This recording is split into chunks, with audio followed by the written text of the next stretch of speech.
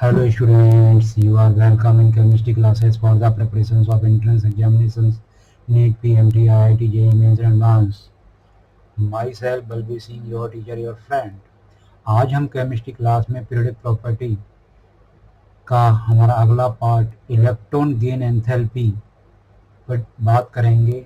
Electron gain enthalpy क्या होती है, इलेक्ट्रॉन गेन एंथैल्पी को इफेक्ट करने वाले फैक्टर क्या हैं, मल्टीपल इलेक्ट्रॉन गेन एंथैल्पी क्या होती हैं, इनका पीरियड ट्रेंड क्या होता है, ये सब बात करेंगे।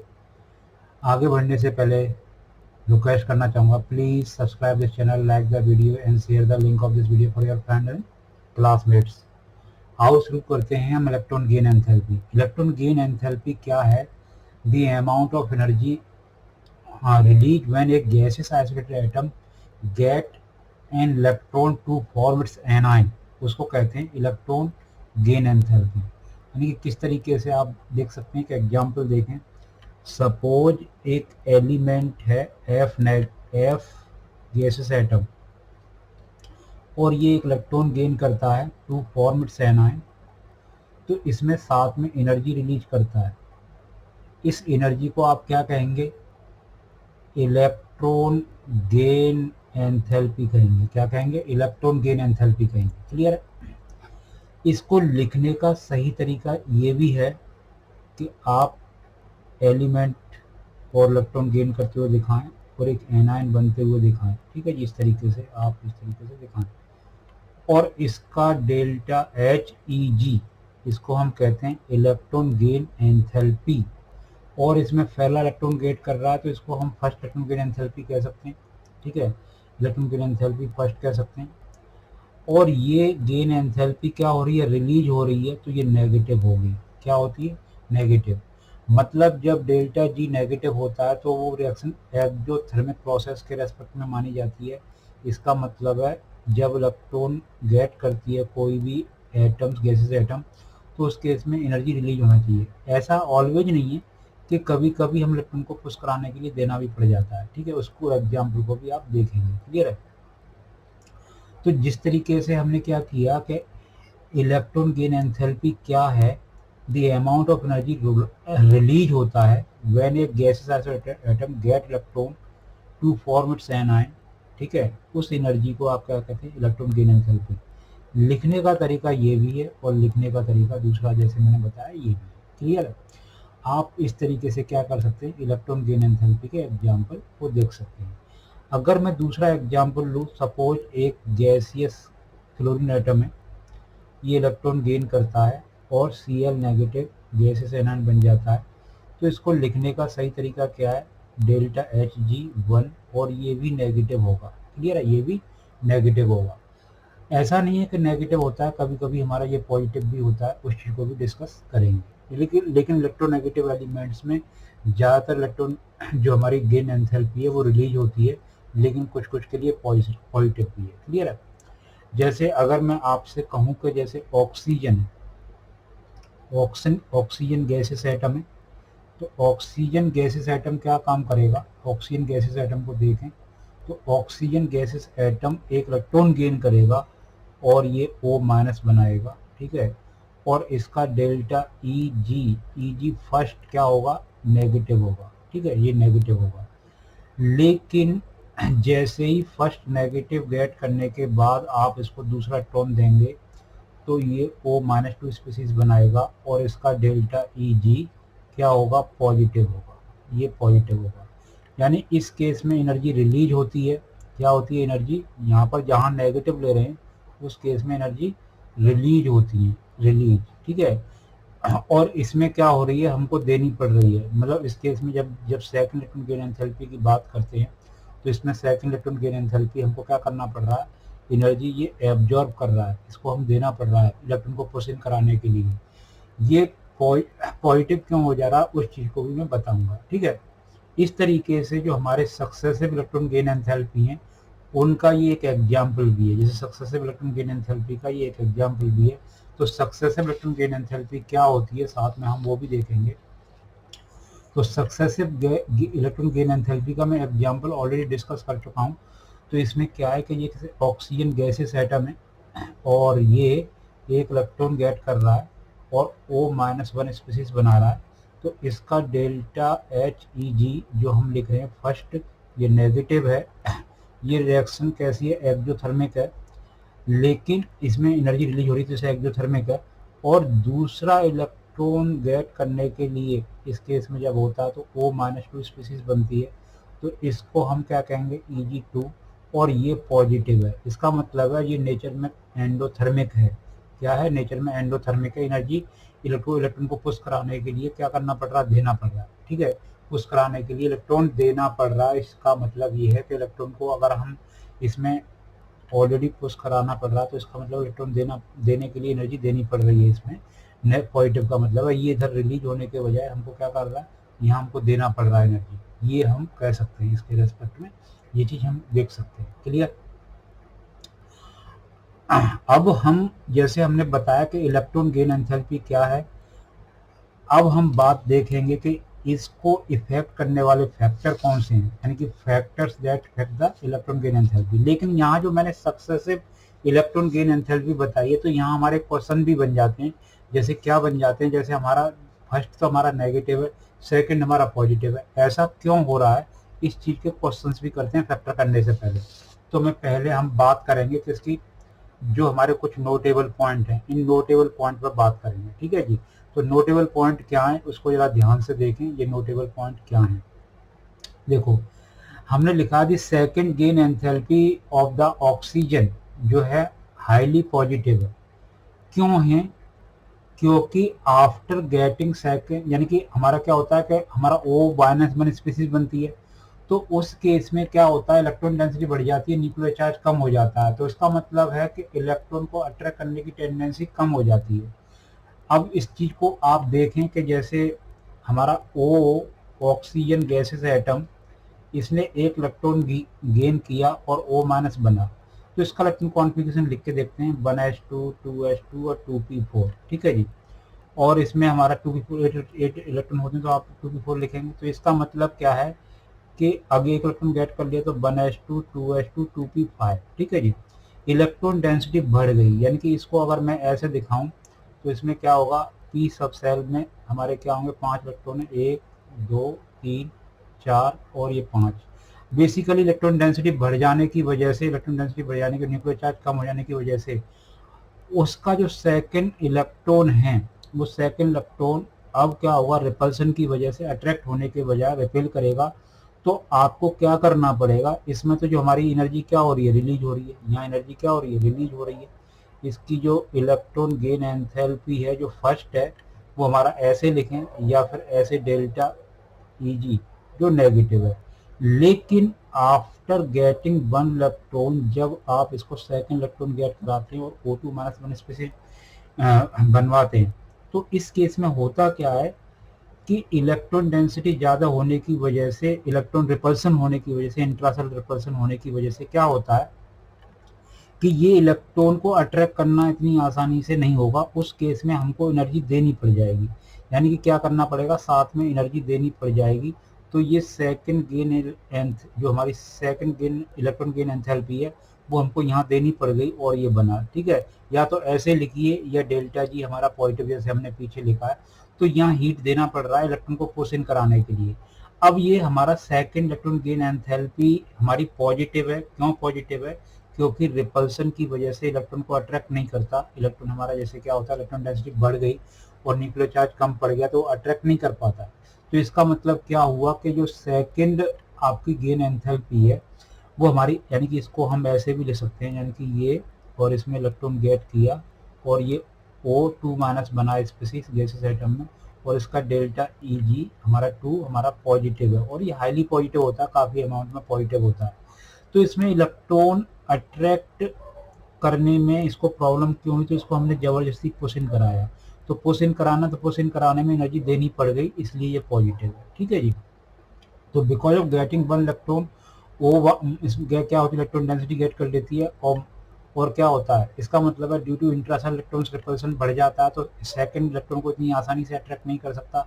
तो उसको एनर्जी को पुश इन कराने के लिए, यानी कि इलेक्ट्रॉन को यानी कि इसमें इन कराने के लिए क्या करना पड़ता है, देना पड़ता है। अब यहाँ क्वेश्चन कुछ ऐसे भी अराइज हो जाता है कि हमारी सेकंड गेन एंथैल्पी, जो हमारी सेकंड इलेक्ट्रॉन गेन एंथैल्पी है वो पॉजिटिव ही है, फिर भी ये इलेक्ट्रॉन गेट कर लेता है, इलेक्ट्रॉन गेट कर लेता है। तो इस चीज को जो पहला नोट पॉइंट बताया उसको दूसरे नोट पॉइंट में देखिए किस तरीके से हम इसको बताना चाह रहे हैं।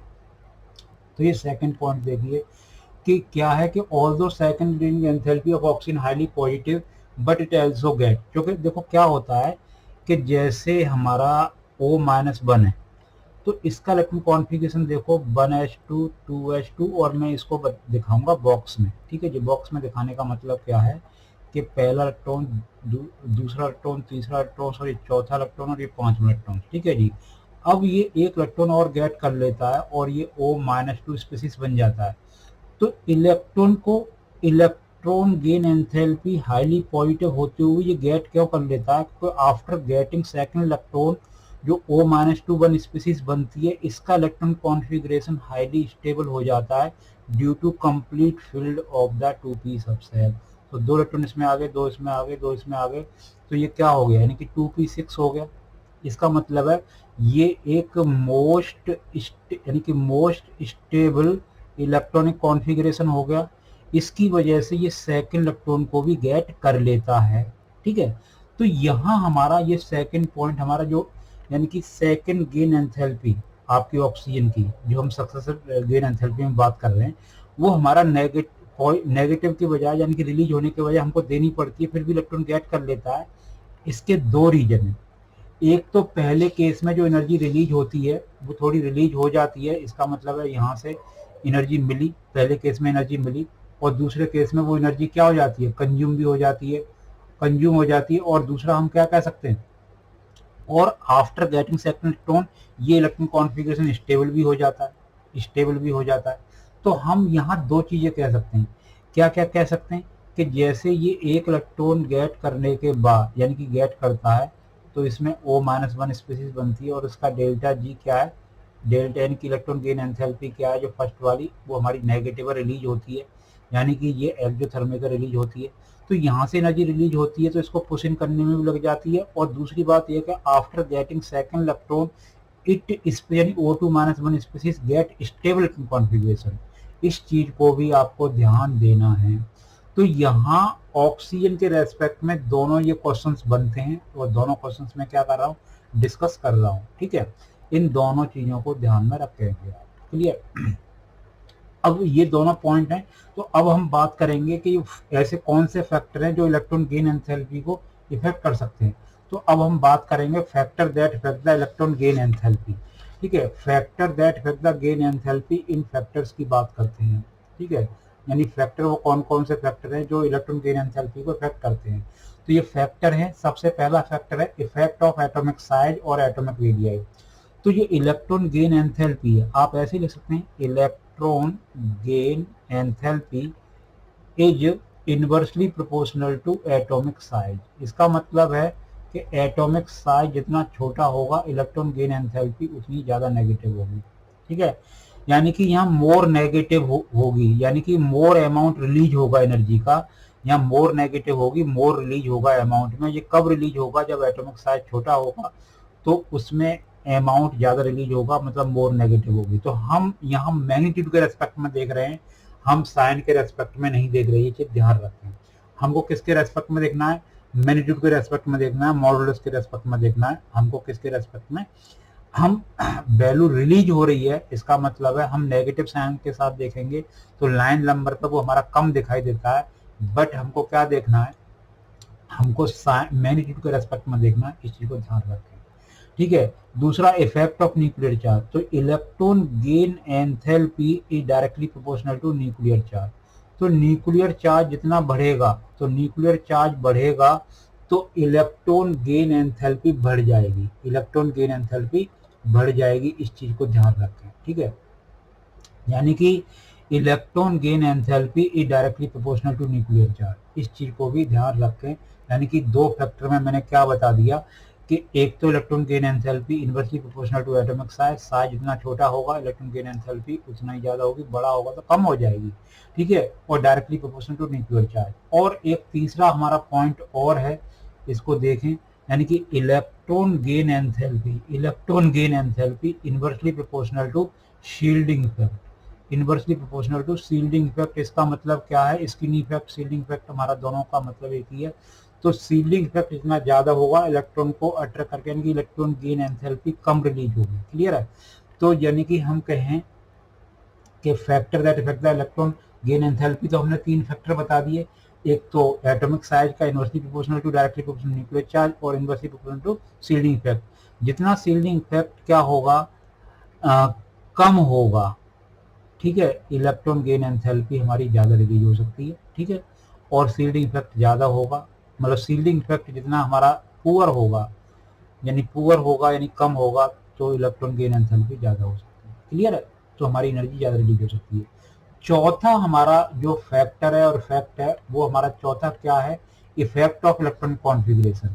अगर कोई भी आयनिक स्पीसीज या आयंस क्या करता है, यानी कि atom after getting electron gate stable electron configuration, तो उसमें इलेक्ट्रॉन गेन एंथैल्पी और भी ज़्यादा रिलीज होती है। जैसे हमारा देखो फ्लोरीन है, फ्लोरीन गैसेस एटम एक इलेक्ट्रॉन गेट करके F-1 बना, तो इसका इलेक्ट्रॉन कॉन्फ़िगरेशन देखो 1s2 2s2 2p5। अब ये एक एक्सटर्नल इलेक्ट्रॉन गेट करने के बाद 1s2 2s2 और 2p6 बन गया। इसका मतलब है इसका इलेक्ट्रॉन कॉन्फ़िगरेशन कैसा हो गया, मोस्ट स्टेबल हो गया। अब मोस्ट स्टेबल हो गया तो हंसुल के अकॉर्डिंग हमने फिल किया, तो मोस्ट स्टेबल इलेक्ट्रॉन कॉन्फ़िगरेशन हो गया। इसका मतलब क्या है कि मोस्ट स्टेबल इलेक्ट्रॉन कॉन्फ़िगरेशन होने की वजह से, इसका मतलब है ये एक्सटर्नल इलेक्ट्रॉन को अट्रैक्ट करने की टेंडेंसी ज़्यादा रखेगा, और स्टेबल इलेक्ट्रॉन कॉन्फ़िगरेशन गेट करने की वजह से क्या होगा, इसमें जो अमाउंट ऑफ एनर्जी जो रिलीज होगी, इलेक्ट्रॉन गेन एंथैल्पी जो रिलीज होगी फर्स्ट वाली, वो मोर नेगेटिव होगी। क्या होगी, मोर नेगेटिव होगी, यानी कि उस केस में अमाउंट ऑफ एनर्जी ज़्यादा रिलीज हो जाएगा। इस चीज़ को ध्यान रखिए। क्लियर। यानी कि हमारे जो electron gain enthalpy electron configuration के हिसाब से भी डिसाइड की जा सकती है। क्लियर। तो जितना अमाउंट ज़्यादा रिलीज कब होता है, जब एक्सटर्नल गेट, जब हमारा कोई भी एटम गैसेस एटम एक एक्सटर्नल इलेक्ट्रॉन गेट कर लेता है और गेट करने के बाद स्टेबल इलेक्ट्रॉन कॉन्फ़िगरेशन गेट करता है, तो उस केस में हमारा क्या होता है, अमाउंट ऑफ एनर्जी जो इलेक्ट्रॉन गेन एंथैल्पी है उसका रिलीजिंग अमाउंट और ज़्यादा हो जाता है। इस चीज़ को भी ध्यान रखें। क्लियर। तो यानी कि इलेक्ट्रॉन गेन एंथैल्पी को इफेक्ट करने वाले फैक्टर कौन कौन से आपको समझ में आए, तो मैंने कौन कौन से फैक्टर बता दिए, उन फैक्टर को जरा ध्यान से एक बार और देखें। कौन कौन से फैक्टर बताए, तो इफेक्ट ऑफ एटॉमिक साइज, यानी कि inversely proportional to atomic size, जितना साइज छोटा होगा इलेक्ट्रॉन गेन एंथैल्पी उतनी ज़्यादा होगी। अब न्यूक्लियर चार्ज के डायरेक्टली प्रोपोर्शनल टू है, जितना न्यूक्लियर चार्ज ज़्यादा बढ़ेगा electron gain enthalpy more negative होगी, यानी कि जितनी ज़्यादा मैग्नीट्यूड में देखना है हमको, साइन में नहीं, ज़्यादा एनर्जी रिलीज होगी, हम ये कहेंगे। शील्डिंग इफेक्ट जितना पुअर होगा इलेक्ट्रॉन गेन एंथैल्पी उतनी ही ज़्यादा रिलीज होगी, यानी मोर नेगेटिव होगी। और इलेक्ट्रॉनिक कॉन्फ़िगरेशन जितना ज़्यादा स्टेबल हो जाएगा, वो हमारा आफ्टर गेटिंग 1 इलेक्ट्रॉन या 2 इलेक्ट्रॉन, जो 1 इलेक्ट्रॉन कहिए, तो उस केस में अमाउंट ऑफ एनर्जी ज़्यादा रिलीज होगा। ऐसे ही हम क्या कह सकते हैं, क्लोरीन के रेस्पेक्ट में कह सकते हैं। देखो क्लोरीन गैसेस एटम में आप एक इलेक्ट्रॉन गेट करता है तो ये Cl नेगेटिव बनता है, तो इसका जो डेल्टा Eg है, यानी कि इलेक्ट्रॉन गेन एंथैल्पी है फर्स्ट वाली, ये मोर नेगेटिव होती है। ये मोर नेगेटिव होती है Cl नेगेटिव के लिए, क्योंकि 1s2 2s2 2p6 3s2 और 3p5, और ये क्या हो जाएगा 1s2 2s2 2p6 3s2 और 3p6 स्टेबल कॉन्फ़िगरेशन हो गया लाइक दिस। क्लियर है। इसलिए ये हमारा क्या है, तो ये फैक्टर है। क्लियर है। इन चीज़ों को ध्यान में रखते हुए हमको क्या बनाने हैं, इनके ट्रेंड बनाने हैं।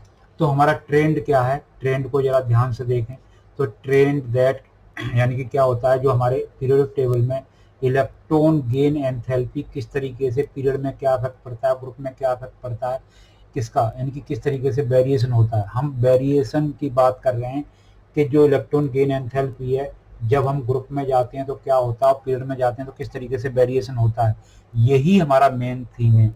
On going top to bottom in a group the electron gain enthalpy क्या होती है, रेगुलरली डिक्रीज करती है, मतलब लेस नेगेटिव होती चली जाती है ड्यू टू, यानी कि एज द एटॉमिक साइज क्या करता है, इंक्रीज करता है। Regularly as atomic size increase due to adding a new shell for each next element.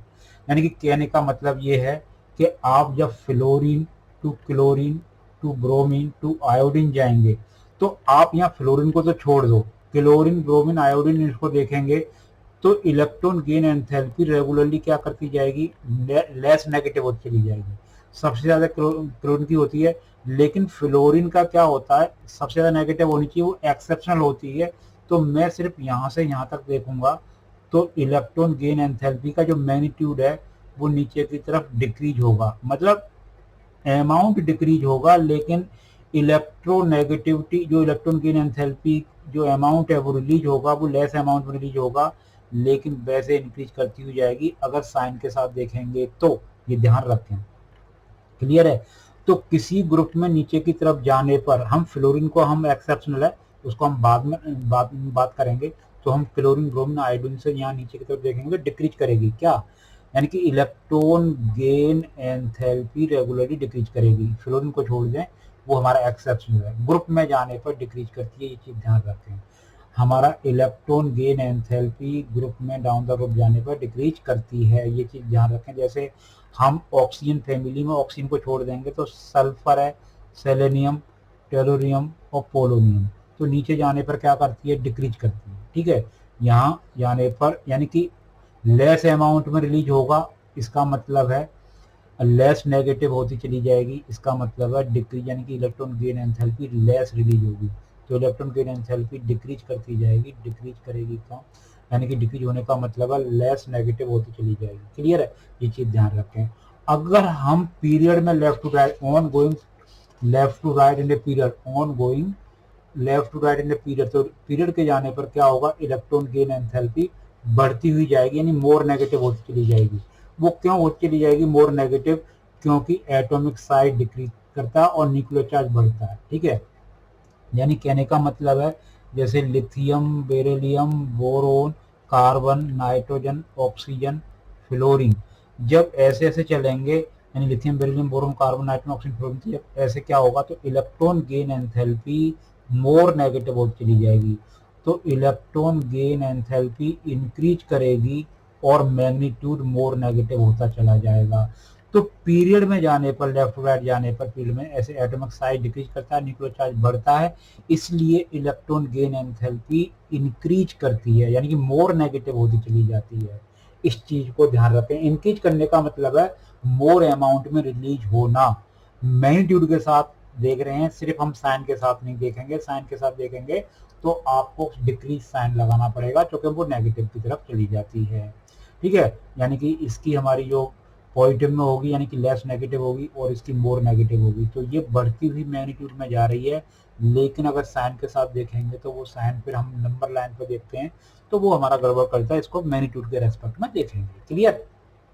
तो ये देखो, एक तो ग्रुप में और किसमें, पीरियड में, ये दोनों ट्रेंड देखे तो ग्रुप में डाउन द ग्रुप क्या करती है, डिक्रीज करती है, क्योंकि न्यूक्लियर एटॉमिक साइज क्या करता है, बढ़ जाता है।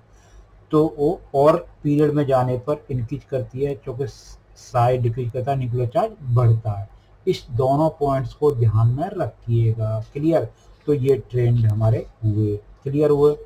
अब यहाँ देखो, यहाँ हमारा कुछ नोटेबल पॉइंट है और कुछ एक्सेप्शनल केस भी है। एक हम ये जो हम बात कर रहे थे कि आपने, कि हम फ्लोरीन को हम बार बार कह रहे थे कि इसको थोड़ा अलग रखिए, यहाँ मैं कह रहा था ना फ्लोरीन को थोड़ा सा अलग रखिए, हम फ्लोरीन से नहीं क्लोरीन से देखें, ठीक है। तो क्यों कह रहे थे उस बात को जरा हम देख लेते हैं।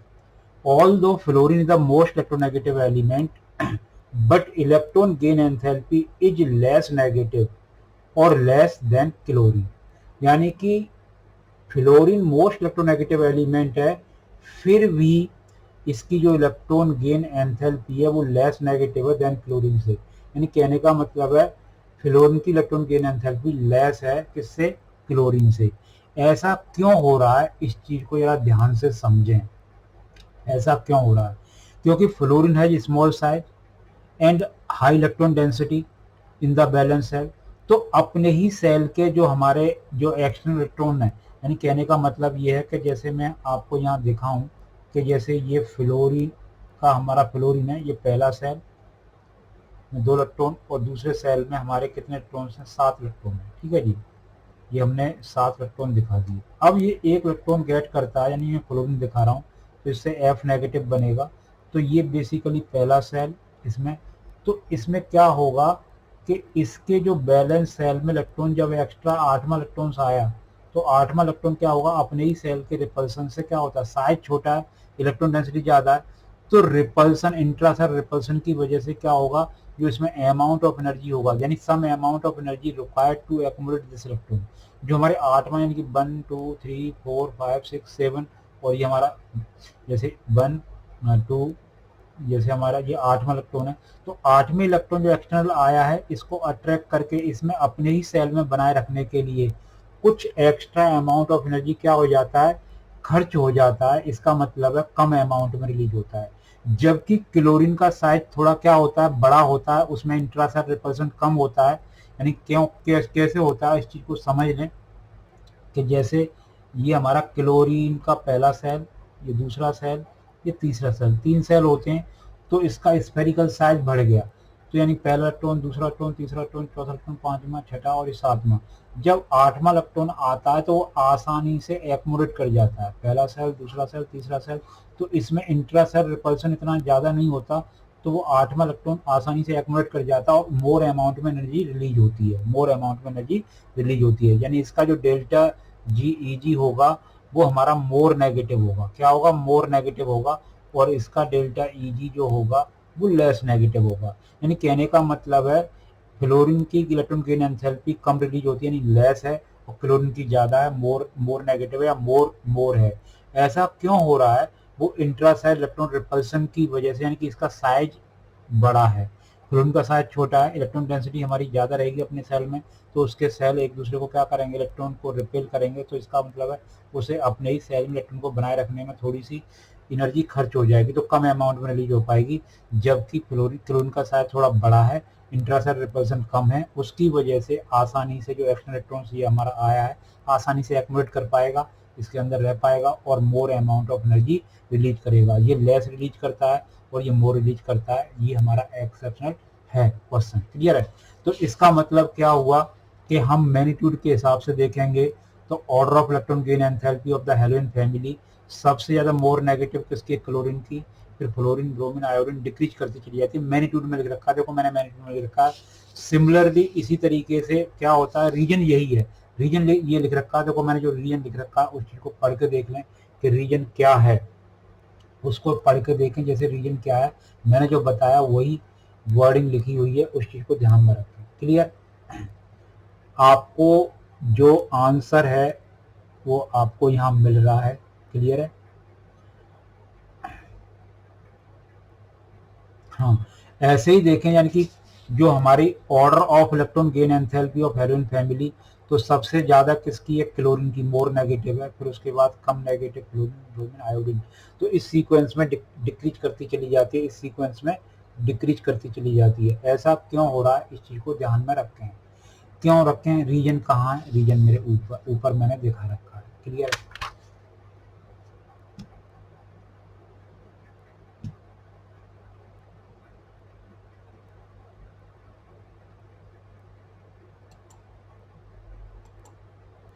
हाँ जी, रीजन समझ में आया। Because the fluorine has small size and high electron density, तो उसके क्या करते हैं, रिपेल करते हैं, इस चीज को ध्यान में रखते हैं। यानी कि इसका रीजन कहाँ मिल रहा है, ये आपको मिल रहा है।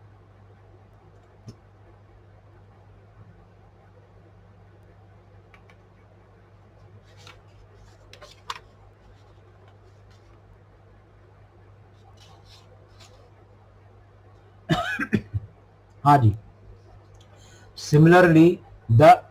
सिमिलरली हम इसको देखें, इसका रीजन कहाँ मिल रहा है, देखो बिकॉज फ्लोरीन है स्मॉल साइज, यानी ये रीजन है कि हमारा फ्लोरीन की कम क्यों हो रही है, लेस नेगेटिव क्यों हो रही है, इस रीजन को पढ़ें, इस रीजन को पढ़ें ढंग से। ठीक है, मैंने बताया उस चीज को, एक्सपेरिमेंट को समझें। Order of electron gain enthalpy of halogen family ये हमारा आता है। सिमिलरली ऑक्सीजन के केस में हम देखेंगे तो ऑक्सीजन का इलेक्ट्रॉन गेन एंथैल्पी सबसे कम हो जाता है, यानी कि कम रिलीजन नेगेटिव की वजह पॉजिटिव हो जाता है। ठीक है, पॉजिटिव हो जाता है, आप सेकंड वाला तो जानते ही हो। तो सल्फर का मोर नेगेटिव, सेलेनियम का उससे, फ्लोरीन, पोलोनियम, फिर ऑक्सीजन का सबसे कम। सिमिलरली जब हम नाइट्रोजन फैमिली में देखते हैं, तो जो हमारे order of electron gain enthalpy nitrogen family में फॉस्फोरस का सबसे ज्यादा नेगेटिव होता है, फिर आर्सेनिक, एंटीमनी, नाइट्रोजन का तीसरे चौथे नंबर पर आया था फिर बिस्मुथ का। इस ऑर्डर को एडिटेज याद करें। ये मेरे हमने क्या कर दिए, जो इसके 3 पॉइंट हमारे 3 क्वेश्चन बनते हैं वो मैंने दिखा दिए। और इसका रीजन मैंने ये दिखाया कि electron gain enthalpy of chlorine is more और मोर नेगेटिव देन फ्लोरीन। क्या रीजन है कि फ्लोरीन का साइज छोटा, इलेक्ट्रॉन डेंसिटी ज़्यादा है, उसकी वजह से इंट्रासेलुलर रिपल्सन की वजह से इलेक्ट्रॉन एक्टिवेट होने में एनर्जी खर्च हो जाती है, तो एनर्जी कम रिलीज होती है। फ्लोरीन का साइज बड़ा है थोड़ा सा और आसानी से इलेक्ट्रॉन को एक्टिवेट कर सकता है और इसलिए अमाउंट ज़्यादा रिलीज होता है। इस चीज़ को आप यहाँ लिखा हुआ पढ़ के देखें। नीचे देखो, the electron gain enthalpy of the noble gas is positive because it have stable electronic configuration. इस चीज को भी जरा ध्यान से देखें। The electron gain enthalpy of the noble gas element, जो हमारे जो 18 ग्रुप एलिमेंट है नोबल गैस हैं, उनके ऑक्टेट कंप्लीट हैं तो वो इलेक्ट्रॉन को गेट करेंगे नहीं। तो उस केस में अगर इलेक्ट्रॉन आप देने की कोशिश करोगे तो इसका मतलब इलेक्ट्रॉन को पुश इन कराना पड़ेगा। तो उस इलेक्ट्रॉन को पुश इन कराने के लिए मोर अमाउंट ऑफ एनर्जी हमको लगाना पड़ेगा। इसीलिए जो नोबल गैस एलिमेंट्स की जो इलेक्ट्रॉन गेन एंथैल्पी होती हैं वो हाईली क्या होती हैं, पॉजिटिव होती हैं। इस चीज को भी ध्यान रखें, ये हमारा नोटेबल पॉइंट है। क्लियर है इस चीज को। तो देखो, ये मैंने इलेक्ट्रॉन गेन एंथैल्पी से रिलेटेड जितनी भी चीजें थी मैंने डिस्कस की और आपको ये समझ में आई होगी, आई होप सो। लेकिन मैं इसको क्लोज करने से पहले एक जो क्वेश्चंस है उसको और डिस्कस कर देता हूँ। इससे चैप्टर से रिलेटेड जो हमारे एनसीईआरटी के तो कम से कम हो जाएंगे। देखो क्या है, क्वेश्चंस क्या है उसको जरा ध्यान से देख लेते हैं। क्या क्या क्वेश्चंस हैं। Which of the following have the most negative electron gain enthalpy and which have the least negative. तो यहाँ देखो क्लोरीन का सबसे क्या होगा, जैसे अगर हम देखें तो सबसे ज्यादा नेगेटिव किसका होगा, क्लोरीन का होगा। फ्लोरीन का अभी मैंने बताया तो क्या है। और सबसे ज्यादा पॉजिटिव किसका होगा, अगर तो हमारा देखेंगे तो फॉस्फोरस का होगा। ठीक है। सल्फर जैसे हमारा हम इस तरीके से बात करें, जैसे lithium, beryllium, boron, carbon, nitrogen, oxygen, fluorine, इसके नीचे क्या होगा, सोडियम होगा। Sodium, magnesium, aluminium, silicon, phosphorus, sulphur, chlorine. ठीक है, यही होता है ऑक्सीजन, सल्फर। और यहाँ तो हमारे जो ही नियॉन होगा और ये आर्गन होगा तो इनके तो हाईली पॉजिटिव हो जाते हैं। तो अब यहाँ ऐसे जाने पर क्या होता है, ऐसे जाने पर electron gain enthalpy more negative चली जाती है। तो आप देख सकते हैं यानी कि नाइट्रोजन जो फॉस्फोरस का क्या होगा, तो हमारा वो लेस नेगेटिव होगा। इसका मतलब क्या है, which of the have the most negative electron gain enthalpy that is chlorine, और हमारा जो which have the least negative that is phosphorus. ठीक है। अगला क्वेश्चन देखिए, which of the pair of the element have more negative electron gain enthalpy. Oxygen fluorine में fluorine का ज्यादा है और फ्लोरीन क्लोरीन में क्लोरीन का ज्यादा है। यहाँ आंसर क्या है, क्लोरीन और ये फ्लोरीन। तो हमारा रीजन हमने लिखा हुआ है, ट्रेंड है, ट्रेंड को ध्यान में रखती है। क्लियर है, उस चीज को ध्यान रखती है। अब क्या कह रहा है, what the basic difference between the term of electron gain enthalpy and electronegativity. देखो यहाँ इलेक्ट्रॉन गेन एंथैल्पी और इलेक्ट्रोनेगेटिविटी ये क्या होता है, इस चीज से ये क्या होता है, ये दिखाती है टेंडेंसी टू फॉर्म एनाइंस। ठीक है, एनाइंस की बनने की। और ये दिखाती है tendency to form covalent bond. ठीक है, यानी कि ये हमारी दोनों ही टेंडेंसी हैं। तो इलेक्ट्रोनेगेटिविटी बेसिकली हमारे किसी भी एलिमेंट के साथ जो इलेक्ट्रोनेगेटिव ज़्यादा होते हैं, तो इलेक्ट्रोनेगेटिव जो हमारे आपस में होते हैं, तो नेगेटिव एलिमेंट हमारे कोवलेंट बॉन्ड बनाने की टेंडेंसी को ज़्यादा रखते हैं। ठीक है, इलेक्ट्रोनेगेटिव ज़्यादा है तो इसका मतलब है वो कोवलेंट बॉन्ड बनाने की टेंडेंसी रखते हैं। और यहाँ इलेक्ट्रॉन गेन एंथैल्पी का मतलब है वो इलेक्ट्रॉन गेट करके एनायन बनाने की टेंडेंसी को शो करता है। क्लियर है। अब जैसे क्या है, एक क्वेश्चन और है, बेसिकली इलेक्ट्रॉन नेगेटिविटी का भी है और इलेक्ट्रॉन गेन एंथैल्पी से हम नहीं देख सकते। तो how would you read to statement the electronegativity of nitrogen folding scale in 3 है। क्या ये सभी कंपाउंड में सेम रहेगी। अगर हम देखें कि जैसे NO3 माइनस बने या NO2 माइनस बने और सपोज में एक NO2 प्लस बने, क्या इन सभी कंपाउंड में नाइट्रोजन की इलेक्ट्रॉन गेन जो हमारी इलेक्ट्रोनेगेटिविटी है क्या वो सेम रहेगी, नहीं। इसके लिए इलेक्ट्रॉन नेगेटिविटी के हमारे फैक्टर देखिए, वहाँ स्पेशल फैक्टर बताएं। इनके दो चीजें, एक तो हाइब्रिड स्टेट पे, किस पे, एक तो हाइब्रिड स्टेट पे डिसाइड होती है और एक ऑक्सीडेशन स्टेट से भी डिसाइड होती है और हमारे बॉन्ड एटम से।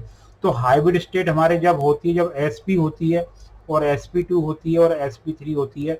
तो जब sp हाइब्रिड स्टेट होती है तो इलेक्ट्रोनेगेटिविटी ज्यादा दिखाती है एटम, और जब एस करेक्टर ज्यादा होता है, ठीक है, एसपी हाइब्रिड का मतलब एस करेक्टर हमारा 50% है, इसमें एस करेक्टर 33% है और इसमें 25% है।